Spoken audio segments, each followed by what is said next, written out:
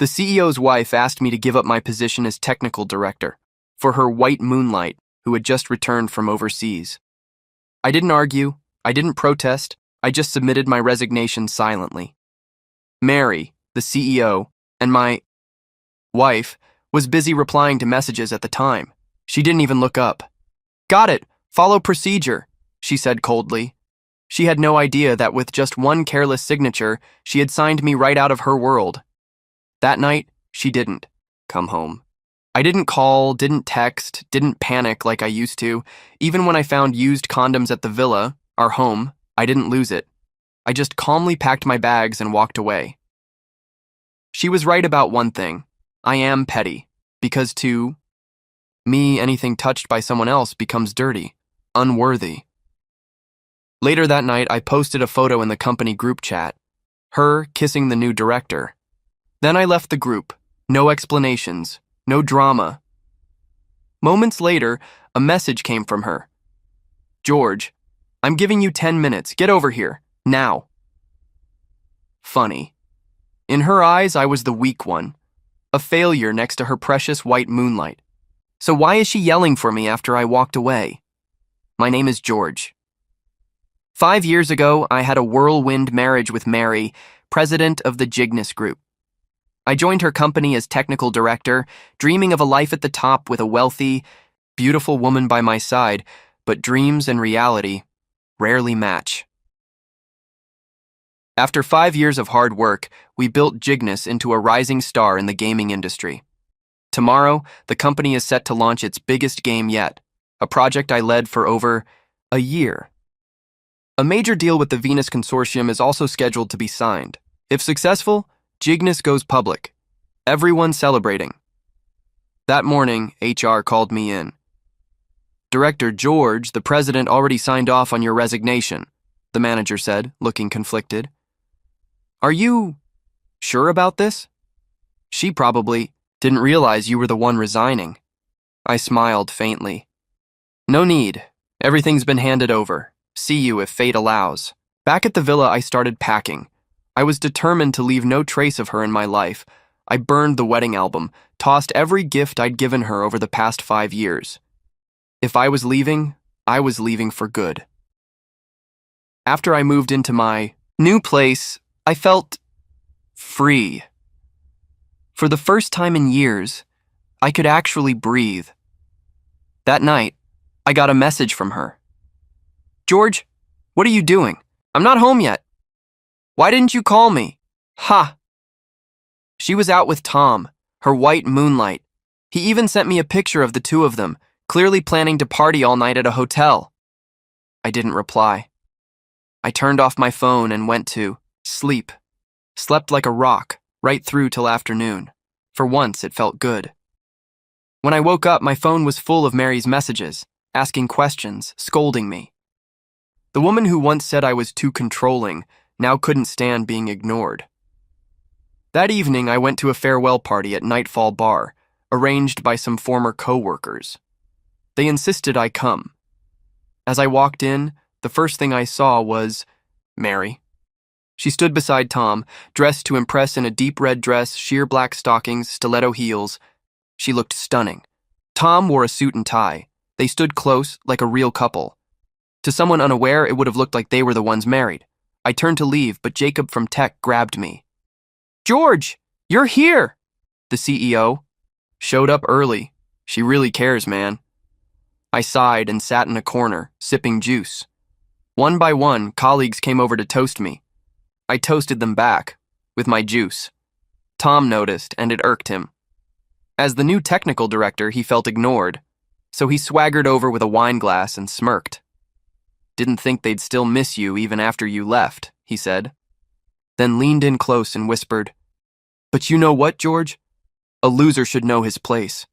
So what if Mary's your wife? She still calls me whenever she needs it. Honestly, she's a real beast in bed." I went pale with rage but didn't respond. He tried to clink glasses again. I didn't budge. Mary walked over. "What are you doing, George? Tom is toasting you. And you're ignoring him?" I didn't even look up. "I've got a bad stomach. I can't drink." She slapped me. Hard. You feel wronged? Because I made Tom the director and you his assistant? Have you looked at your results? You've been working on that game for a year. Still nothing. Tom's only been back a few days and it's ready for launch tomorrow. And you think you deserve the title? She shoved the glass into my hand. Drink it. I looked her straight in the eyes. Mary, I told you. I can't drink. This is the last time you ever lay a hand on me. Do it again, and I won't be so forgiving. She trembled slightly. My gaze was colder than she'd ever seen. Just then, Tom started coughing violently. Mary rushed to him. Are you okay? You just had a stomach bleed a few days ago. Stop drinking. She took the glass from his hand. The irony? She cared more about his health than the years I gave her. But I wasn't angry anymore, because I had already let go. Tom had just poured me a glass of wine when Mary suddenly snatched it from his hand and replaced it with a glass of juice. She shoved the original wine glass into my hands and said coldly, George, don't make me despise you even more.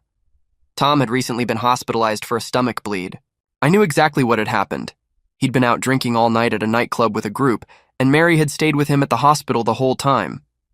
Meanwhile, I had also been hospitalized that very night, in the room next door, with a stomach perforation from drinking with clients for work. Mary never came to see me, not even once. Mary barked, Don't push him too hard, George, pretending to defend Tom. Tom chimed in, Yeah, I got the bleeding from drinking with some clients. Then he paused. Oh, wait, sorry. I meant drinking with girls. Must have misspoken. Mary's face went pale, but then she turned on me, furious. George, how dare you go out drinking with those little tramps and then lie to me about it being for work? You will drink this wine. Right now. Before I could react, she threw the juice in my face and ordered Tom to hold me down and force the wine into me. I wasn't quick enough and accidentally swallowed a mouthful. Instantly, my stomach felt like it was on fire. My face turned pale. Cold sweat poured down. Manager Mary, Director George really can't drink. Jacob, one of my former teammates, rushed over to stop her. Mary snapped at him. What's it to you? Get lost. Jacob backed off, helpless. He couldn't go against her. Mary, that's enough! I shouted, my eyes red with fury. Touch me again and I swear I won't hold back next time. She took a step back, startled by the anger in my voice. Her lips trembled. She wanted to lash out, but she was visibly shaken. I tried to get up, my stomach screaming with pain. I needed a hospital. If this went on, I might really collapse. Just as I was about to leave, Tom jumped in with his usual fake concern. Mary, your husband's in bad shape. Let me take him to the hospital. She nodded and snapped. Look how much Tom cares. If you were even 1/10 as capable as him, I wouldn't have needed to demote you. Demote me? I laughed coldly. I resigned from the position and the marriage, she sneered. A useless man who failed at everything. Just go. Don't die in front of me. It's bad luck. I staggered away from the bar, holding back the pain. Right as I stepped outside, I ran into Lisa, the woman I was once engaged to who had waited for me for 5 years. George, what happened? Where does it hurt? Let me take you to the hospital. Tried to speak, but everything went black. It was around 1 a.m. when I woke up in a hospital bed. Lisa was asleep beside me. I felt guilty watching her. This silly girl still cared so much. I gently pulled the blanket over her, but the motion woke her up. George, you're awake. How do you feel? She was relieved, but quickly turned pouty. Didn't I tell you not to drink? You could have died. I smiled faintly. Maybe that wouldn't be so bad. She frowned. Why are you still thinking about her? She didn't even come see you. Why do you keep defending her? She's not my wife anymore, I said softly. Lisa's eyes lit. Really? Then, do I have a chance now? I looked at her, this woman who had quietly waited all these years, and nodded. If you don't mind, I'd be honored. Her face lit up. Then let's get married after you get the divorce. She handed me her phone. I opened WeChat. Tom had sent me new photos. him and Mary kissing passionately in the villa on the bed I had never even slept in. I felt nothing. I calmly forwarded the photos to the company group chat with the message, wishing Director Mary and Director Tom a lifetime of happiness. May true lovers be united. Then I left the group chat and blocked Mary's number. Within a minute, she sent several friend requests and messages. George, what do you mean by this? The game launches tomorrow. I just rewarded Tom. With a kiss. We didn't do anything else. Stop being so petty. How dare you block me? I want a divorce. In the past, I would have begged, cried, anything to make her stay. Not anymore. Lisa asked, "Are you really done with her?" I looked into her worried eyes and nodded. The papers are signed. We'll get the certificate tomorrow.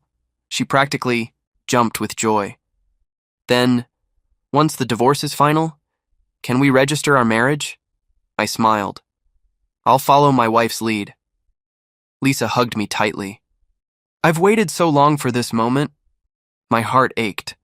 How had I been so blind?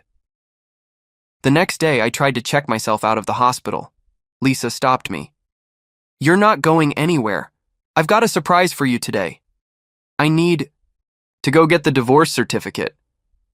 I rolled my eyes. Oh. Right, she giggled. Don't worry, I arranged everything. You don't even need to be there. I was stunned.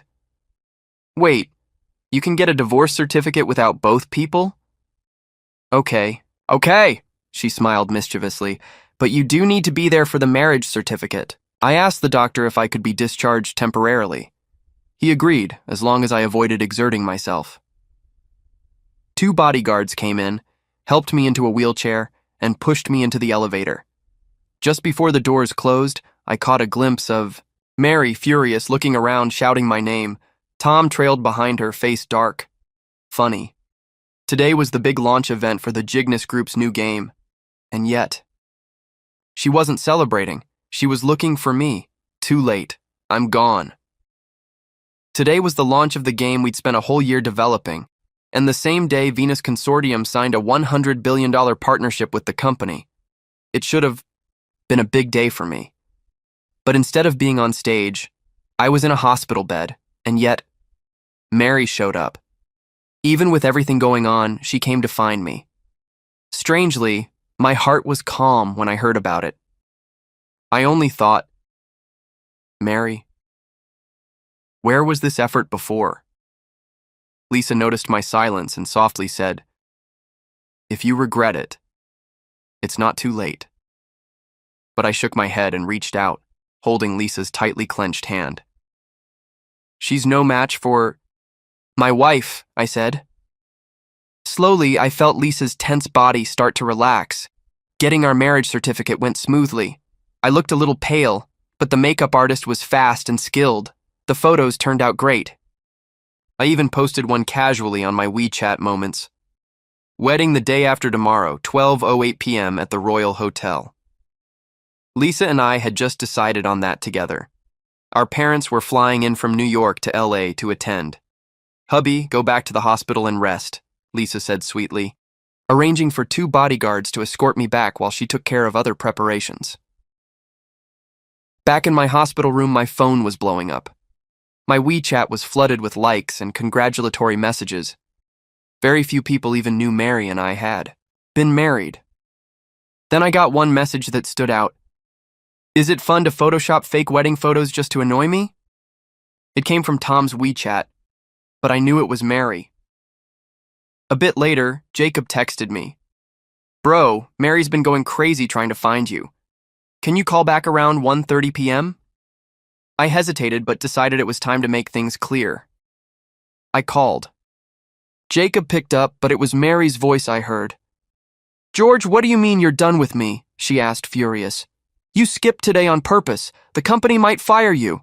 I already resigned, Mary. You approved it, I said calmly. What? Who allowed that?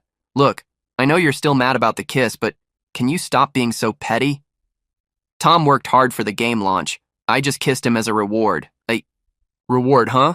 I replied, smirking. Not bad. Mary exploded with anger, but I hung up. Whatever she felt, it wasn't my concern anymore. At 2:00 p.m. sharp, the TV in my hospital room began broadcasting the game launch. Fantasy Journey to the West was finally going live. I watched Tom walk confidently onto the stage. He stood there soaking in the spotlight, saying, "This game integrates deep traditional culture, beautiful graphics, immersive quests. We've worked hard to deliver the ultimate experience.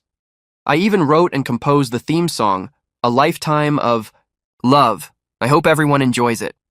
Applause trickled in, not exactly the response he expected. Mary stood beside the stage, gazing at him with admiration. The fact that I'd once been her husband clearly meant nothing anymore. Tom continued, proudly announcing player testing. Then he hugged Mary and even kissed her on the lips as cameras flashed.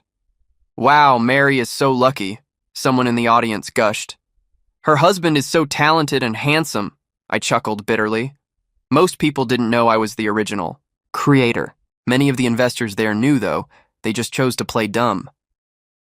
This game, the one Tom was taking credit for, had taken me and my team a full year to get to testing phase. I had warned Mary just yesterday that the system still had bugs. She ignored me. Tom told her it was fine, and she believed him. Fine. Let's see how fine it really is. Sure enough, within 3 minutes of going live, the game crashed. People began whispering in confusion. Mary looked panicked. "Tom, what's going on?" Tom, still trying to act composed, barked at the tech team. "Fix it now, what are you just standing around for?" The tech staff looked helpless. Finally, Jacob spoke up. "Only Director George can fix this."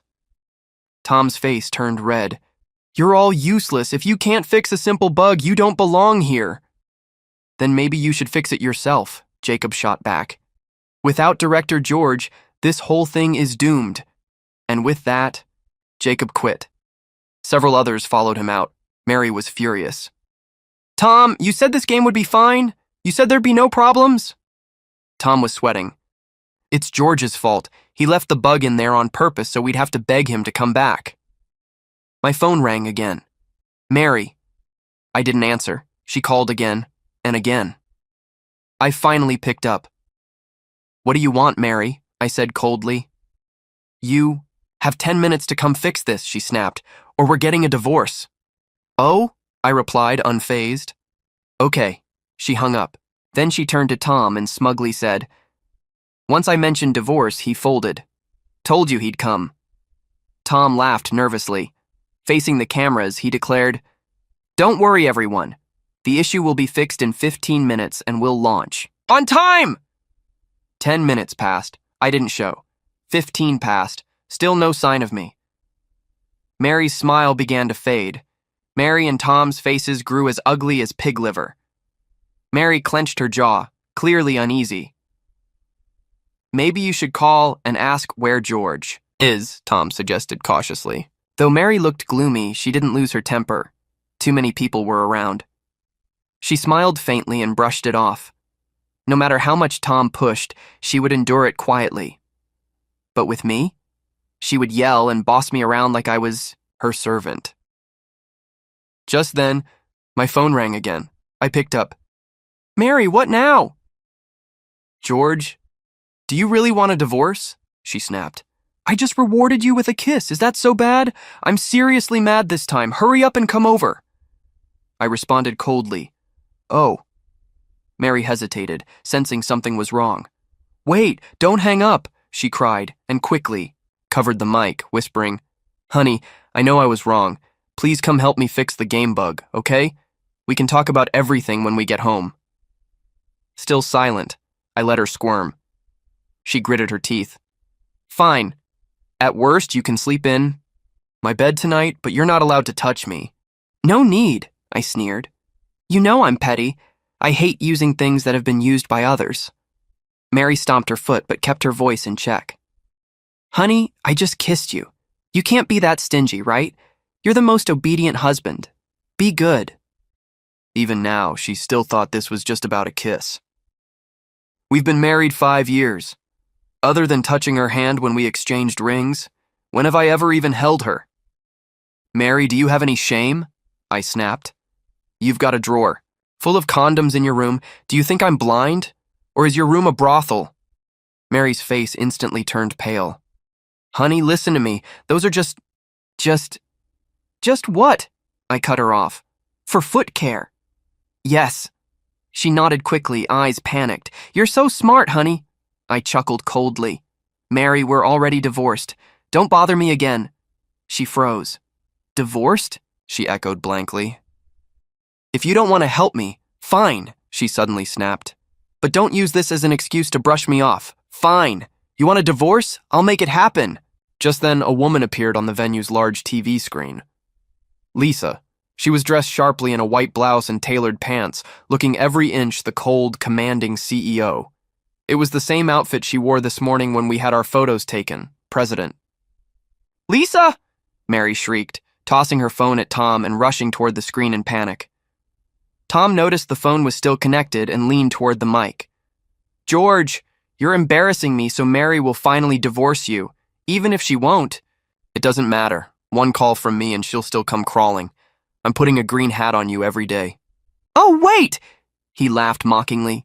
You haven't even touched her hand, so technically you're not even cuckolded. Ha ha ha ha ha!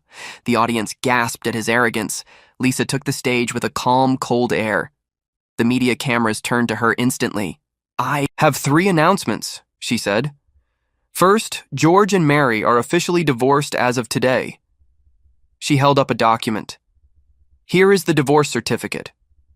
Then she tossed it toward Mary. The room erupted into whispers. Divorced? But weren't Mary and Tom just... Mary's face turned ghostly pale. No, this has to be fake. Lisa smiled, tossing another document. This is the divorce agreement. The one you signed, President Mary. I couldn't help but laugh. She'd finally learned how it feels. No, this can't be. Mary stared at her own signature in disbelief. George loves me. Why would he divorce me? One of the investors stood up. President Lisa, is this true? Of course, she said coolly. Then why continue working with Cygnus Group? Lisa's expression didn't waver. That brings me to announcement 2. The Stellar Consortium is officially withdrawing its billion-dollar investment from Cygnus Group. Mary turned frantic. What? Why? You owe me an explanation. Lisa's smile turned sharper. Fine. I, Lisa, am very reasonable. The success of Cygnus Group these past 5 years has all been thanks to George's R&D capabilities. Now that he's resigned, Cygnus has no value. Our company still has many outstanding employees, Mary argued desperately. She grabbed Tom. Like Tom, he's the apprentice of world-class hacker Mr. DC. Tom straightened proudly. Yes, my master is Mr. DC. Lisa smirked. As far as I know, Mr. DC has never taken an apprentice. So who exactly are you pretending to be? Mary was speechless. I'd told her this before, but she didn't believe me. Now, hearing it from Lisa, doubt finally started to form. Call Mr. DC right now, she demanded. Have him fix the bug. We'll pay whatever it takes. I don't have his number, Tom mumbled, sweating. My senior brother does. He'll get it right away. A moment later, Tom stared at the number his senior sent him. What's wrong? Mary frowned. This number, it seems to be... Seems to be what? Tom gulped. George's... Mary grabbed the phone, checked it multiple times. You mean, Mr. DC is George? Tom stammered. My senior often contacts this number, for tech help. I didn't realize... Still, Mary wouldn't believe it. Call it, she ordered. Tom obeyed. Hello? Is this Mr. DC? I'm Tom. My senior is Shaoli Fei Dao. He always consults you. Oh, I replied coldly. Never. Heard of him? Tom's face went gray. It's George. Mary looked like she'd been struck. She wobbled on her feet. We've always respected Director George, one investor muttered. You, Mary, never cherished him. A few days ago, he even drank so much for your company's deal he got a gastric perforation. Mary stared in horror. What? Tom told me George was partying at a nightclub with some woman.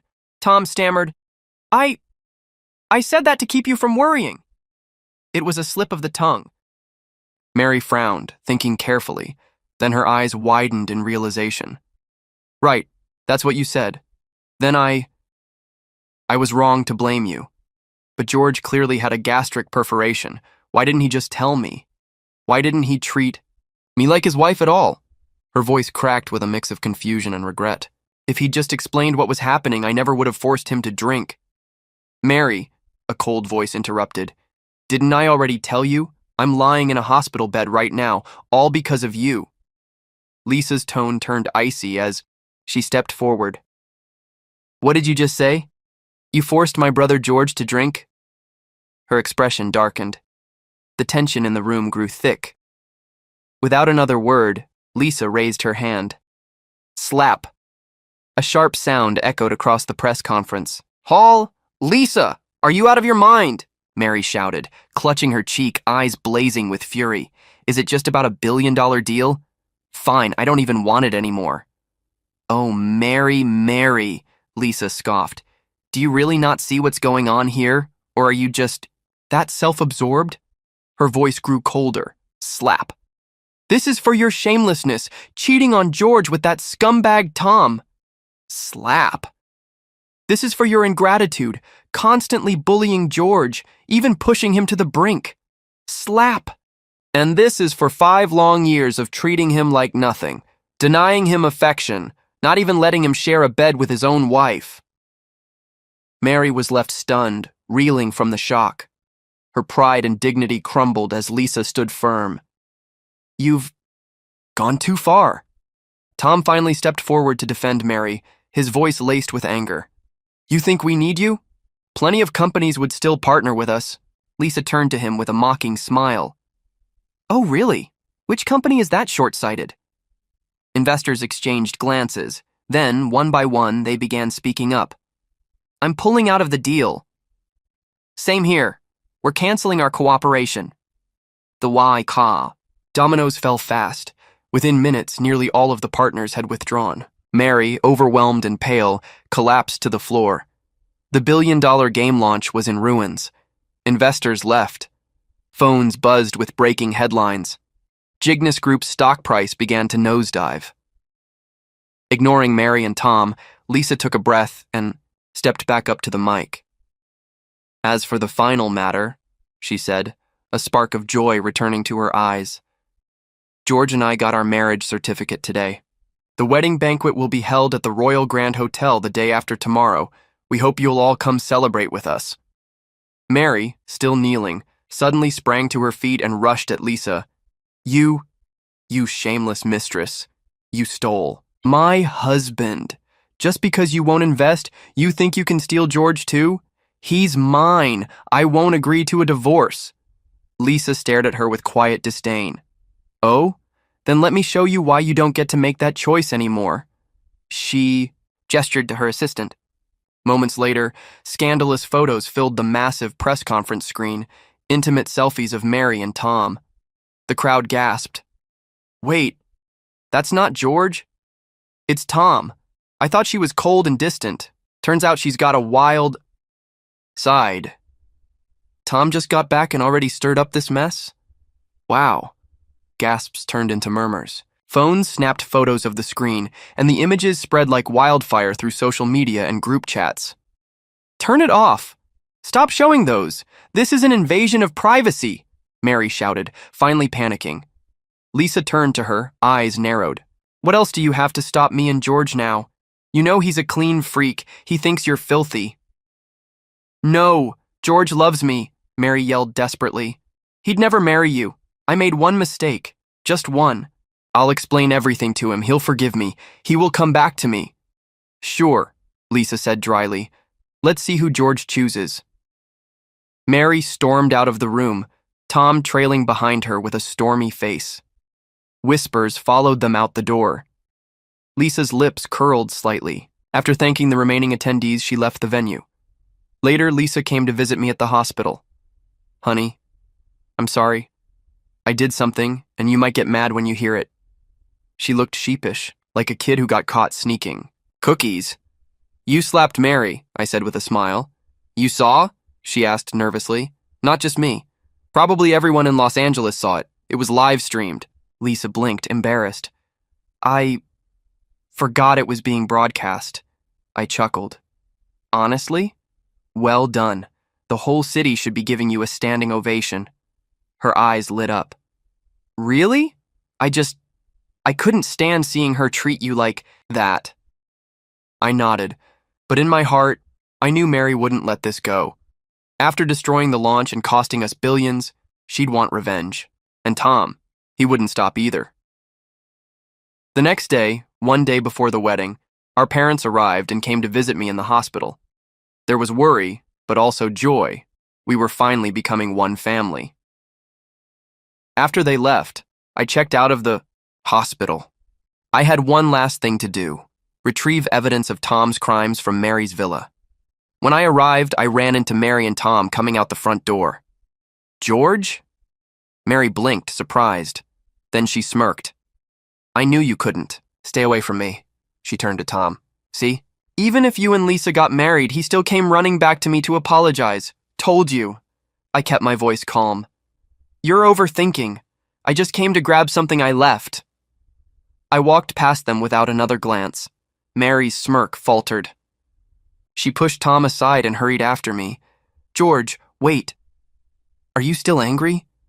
She trailed behind me like a ghost from a past life. I didn't know you were Mr. DC. You worked so hard on the game for a year, and I didn't appreciate it. But Tom, he launched the game. Even though there are some bugs, you can fix it, right? I said nothing. Mary's tone turned sweet. Fake. Sweet. Don't be mad anymore, okay? Tom and it didn't mean anything. I was just messing around.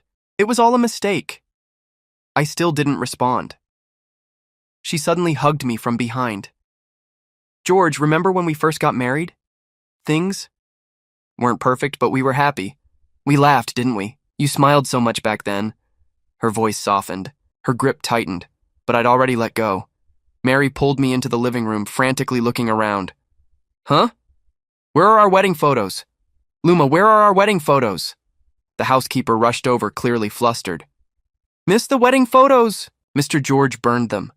Mary's face turned pale.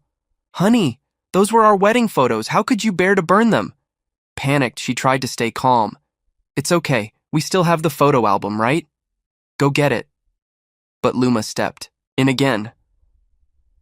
Miss, the album was burned too. And the gifts Mr. George prepared for you were all destroyed. Mary's legs wobbled. Her eyes scanned the empty room, disoriented. George, how can you be so heartless?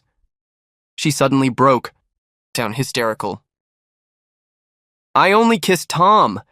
You're divorcing me just to make yourself feel better? What do you want, George? Do you want me to kneel and beg? I remained silent. Cold. I've got my stuff. I'm leaving. We'll never see each other again. Mary spread her arms and blocked the doorway.